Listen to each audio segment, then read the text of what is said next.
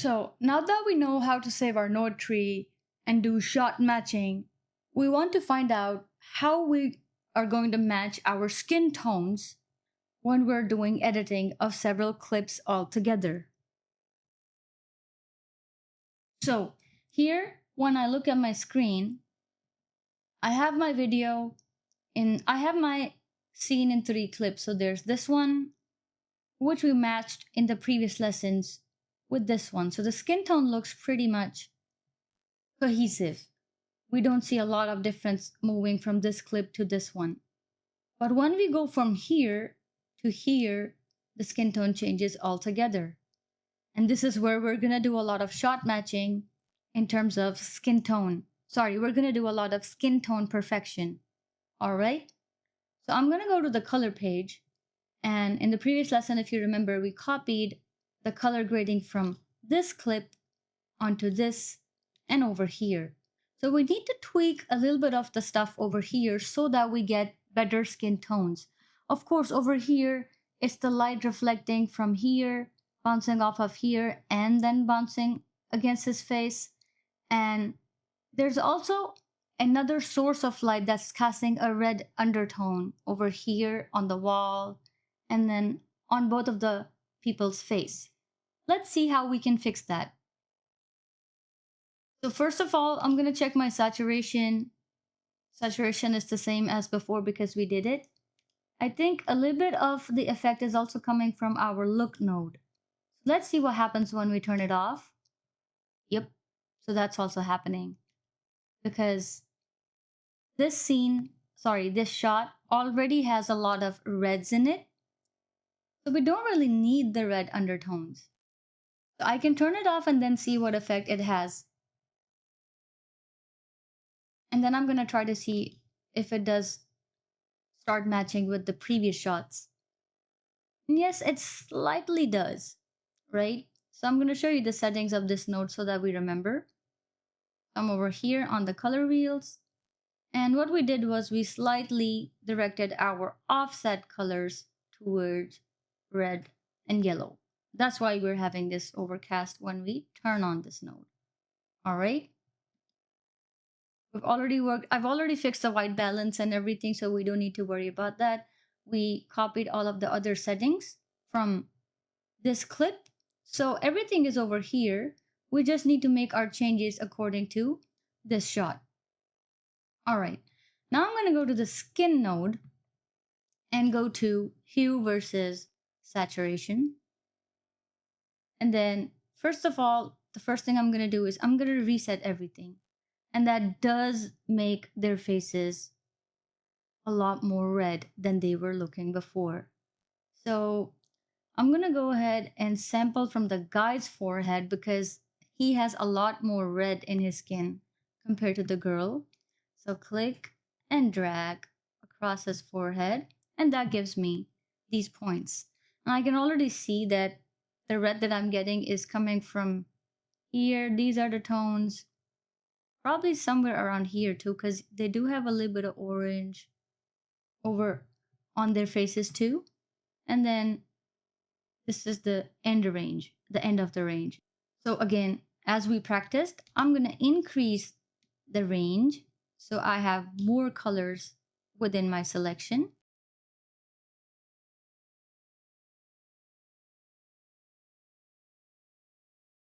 And then I'm going to click the center part and then bring it down. So this time I may have to bring it further down than the 2 boxes, and that's fine. Let's see what's happening. Yes, that's fixing a lot of the things that are going on over here. And if I turn on my look node, yes, so I don't really need the look node over here, the colors over here, because it's already very warm. And it's fine if we have this much of a difference. I'm slightly going to bring it further down. Not too much because I don't want to undermine all of the other reds in the environment. Just the skin. So this is one of the ways where I can fix it And over here, there's a lot more yellow in their skin tones. If you look over here compared to over here. So here it's more on the red side. How do I fix that? I've already fixed the saturation. How do I fix the color that remains slightly on their faces? I will go to hue versus hue. Do the same thing again. Sample their forehead, the guy's forehead. Increase my range.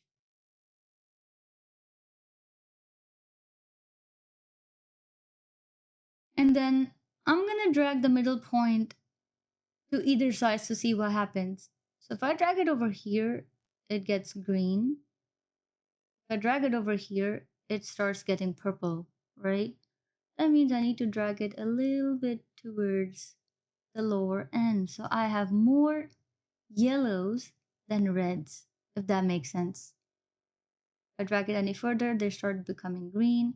So this is going to be a very slight change because over here there's a lot more red. I'm going to slightly bring it down so that it looks like they have the same skin tone that they had over here. It's just that they're more in the shadows now, right? Slightly bring it further down, not too much. So it was like this, and I turned it further downwards. So if I turn off my skin node, this is how I started with the skin when I had no settings turned on. And after making the settings, this is how it's looking. So let's see how it all looks together when we have it.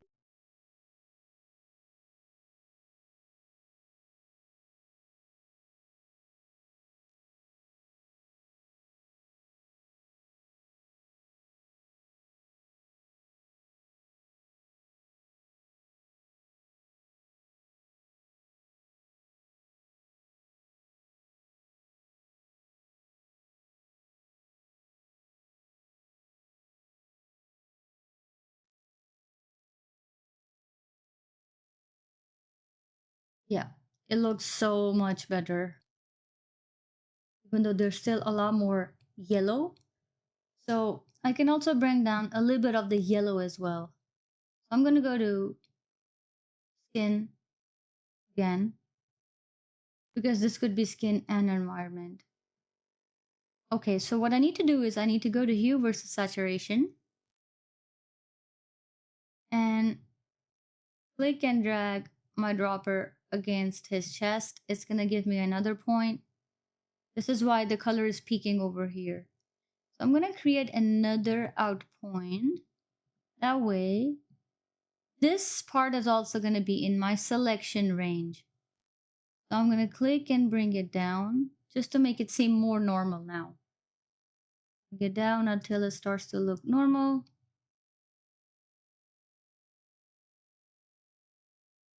And then let's look at our clip now. So yeah, now it's looking much more normal. It was looking better before, but now it's looking much more normal. So I have that over here.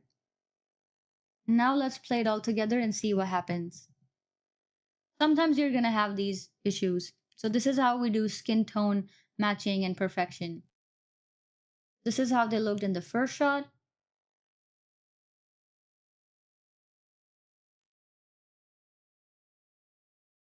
Second shot.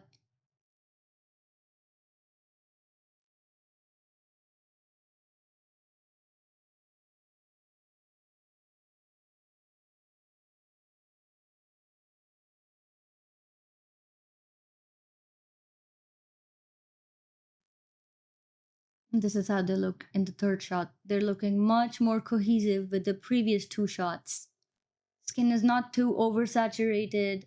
I'm not going to bring it further down from here because then it's going to start to look very, very unsaturated, and it's going to take out colors from everywhere else too. So I don't want to do that. At this point, this looks completely fine.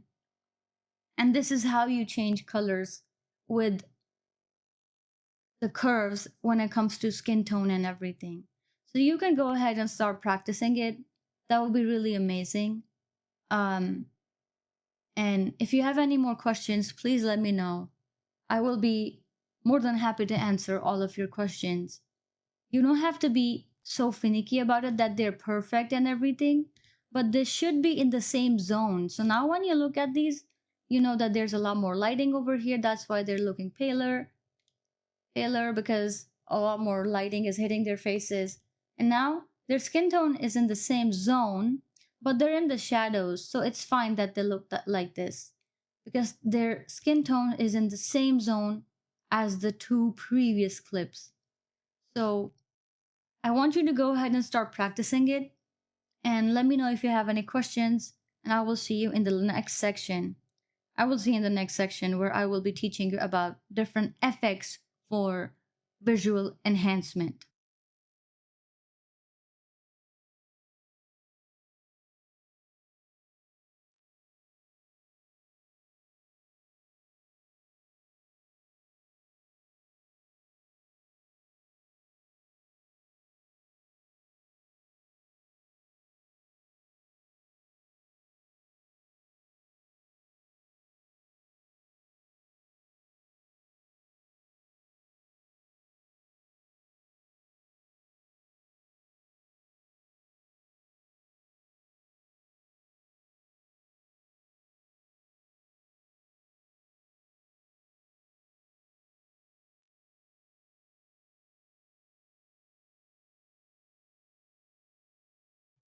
Okay, so in the previous lesson, we learned how to match our skin tone across different shots when we're working on a project which has multiple shots.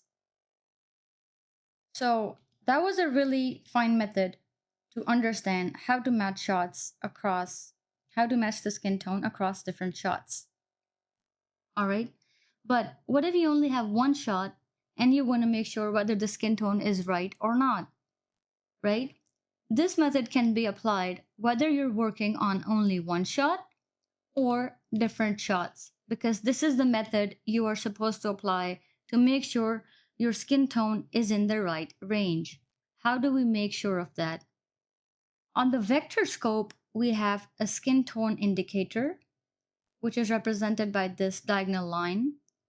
You can turn it on by going to the settings and checking this box which says show skin tone indicator. I have turned it on and I can see the skin tone indicator to work with my skin tone in the footage. But I have different colors on the vector scope. How do I make sure that I only am seeing my colors on the skin tone to see whether they are close to the line or not? And your skin tone is not supposed to be directly over the line. It is supposed to be somewhere around it. So this is a good zone to have it, and this is also a good zone to have it. A bad zone would be this, this, and this. These would tell you whether your skin is either, very alien-like or whatever. If your skin tone is deviating far away from the indicator, even in the red and yellow zone, that's also a problem. So right now my vector scope shows me all colors. How do I see whether my skin tone is in the right zone or not? In the beginning, you will have to do this practice, and eventually your eyes are going to get used to it. So I have trained my eyes for several years, and I can tell that there's a very high chance my skin tone of both the subjects is in the right zone. But I want to make sure with you guys. So I'm going to press Alt and S, and it's going to give me a new node. I will go to my HSL qualifier and click and drag over the girl's forehead. This is going to select different parts of the footage that are within the same color zone. Now, I only want to select this skin, nothing else, and I will try my hardest to do that, okay? So, first of all, the pinks of the mattress and everything, the blanket, I can remove them by simply bringing up the hue part because those are in the pink range. I will try to remove it as much as possible, but it's also eating into the skin of my subject. So I will try to have as much of my subject's skin selected. And I think around this point, the hue slider stops helping me. I can take help from luminance maybe. So remember we talked about dragging the luminance here and there, both ends or one of them.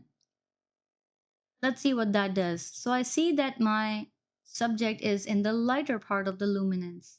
So I'm not gonna drag the higher part any further down, but I'm gonna bring up the lower part, right?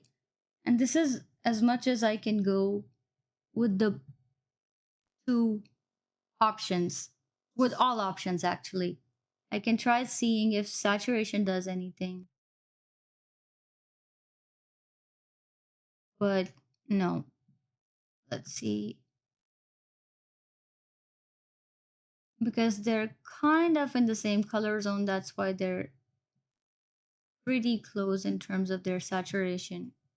So yes, I have the majority of my subjects selected, and it's fine if I have a little bit of these because now I have the same color area selected. These are all warm colors: orange, pink, red, yellow.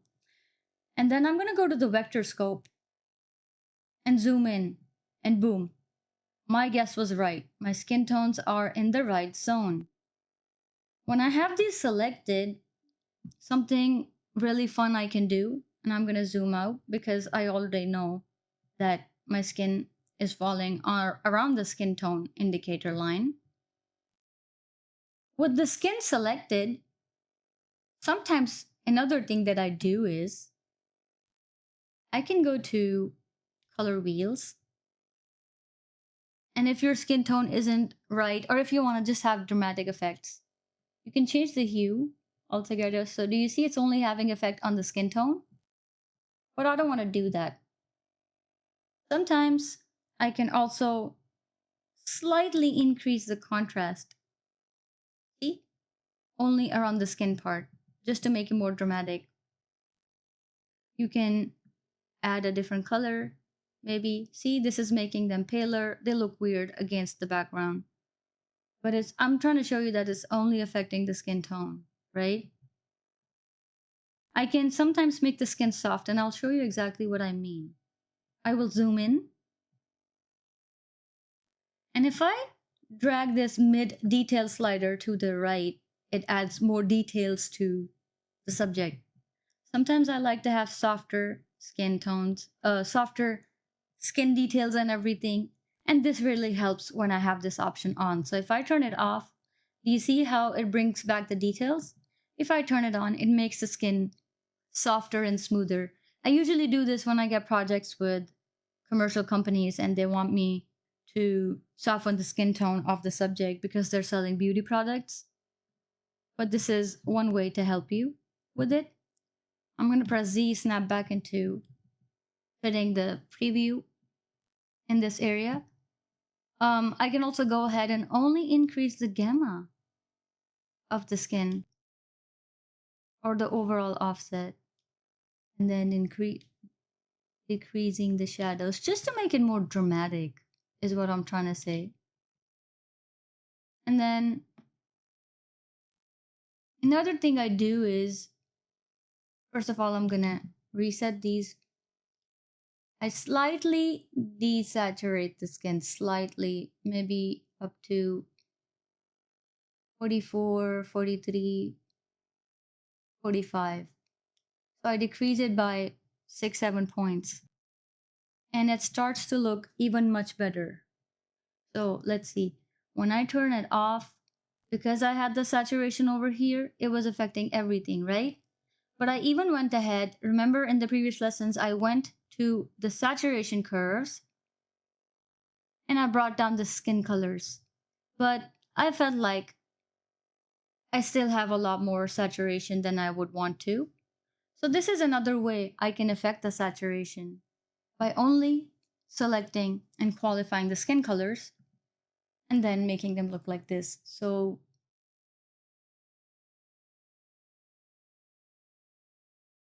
with this node selected, maybe I can bring it up to 47 because I only needed a couple of points taken out. It's a very subtle difference, but look, makes it warmer, makes them slightly desaturated. So this is how you're supposed to make sure that your skin tones are falling in the right zone, within the right areas, and slowly but steadily, you are going to get used to just looking at it and finding out whether that is working on or not. So I hope you get this, and in the next section, I'm going to be teaching you different types of effects and visual enhancements.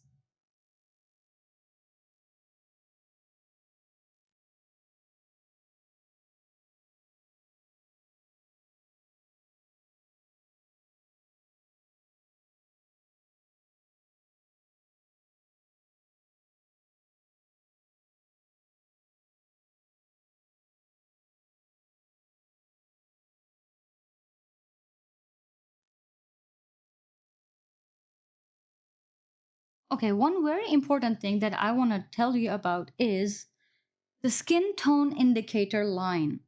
That is really important when it comes to color grading. And one of the things that we're going to do over here is we have to see if our skin tone falls along this line. So how do you make this line visible? You go over here to settings and just turn on this option, show skin tone indicator.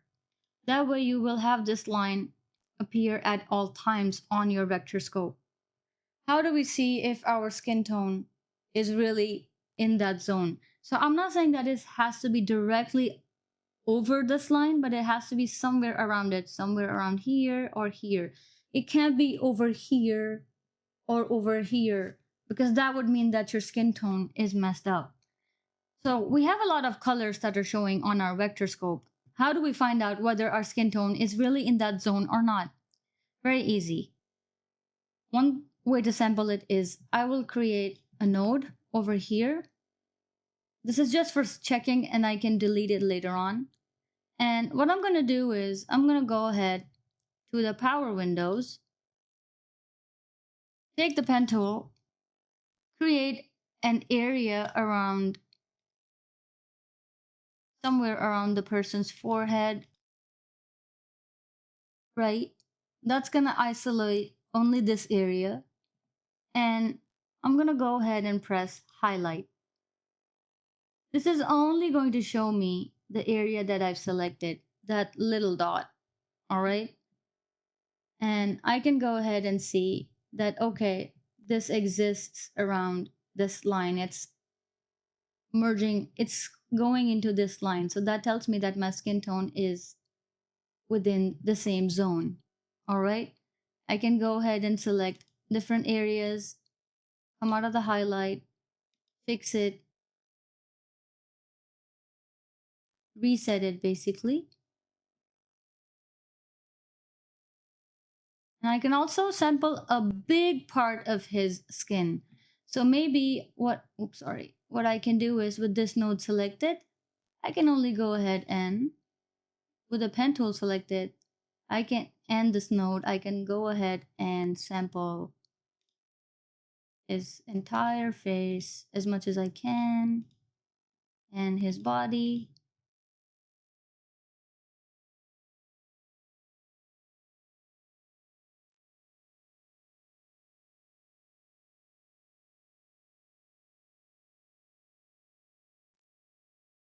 Staying away from the here, sorry. And then I have this area selected. If I highlight it, it's going to show me whether this is falling on the line or not. So when I zoom in, yes, it's telling me that it's falling on the line. That's how I know that it's falling on the line and that my skin tones are matching and that my skin tones are perfect. So I can go ahead and reset it. Come out of here. Come out of the highlight mode.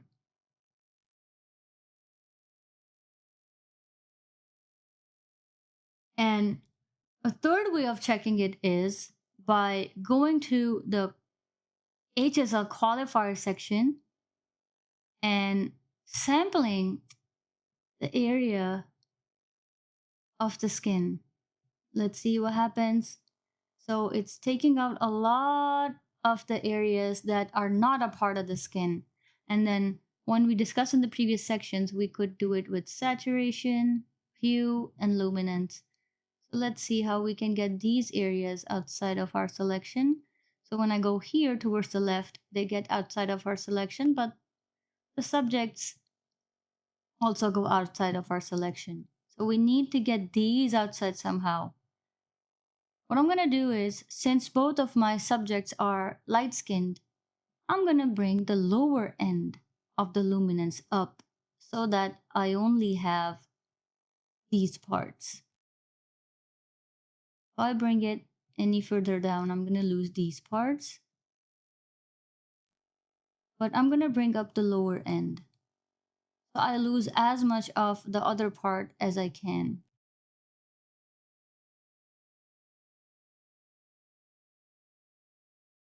Saturation is not having too much of an effect because we don't really use it that much in this case. And then I can zoom in and see. So I know that these are falling into magentas, 100%, right? That's why I know my skin tone is also falling along the same direction and in the right direction. But remember I told you that we avoid isolating and qualifying colors in 8-bit and 10-bit videos because they don't have a bigger dynamic range. But these are the methods using which you can see whether your skin tones are actually falling on the skin tone indicator line or not. You will have to do this more in the beginning to get a fair idea of where your skin tones are lying.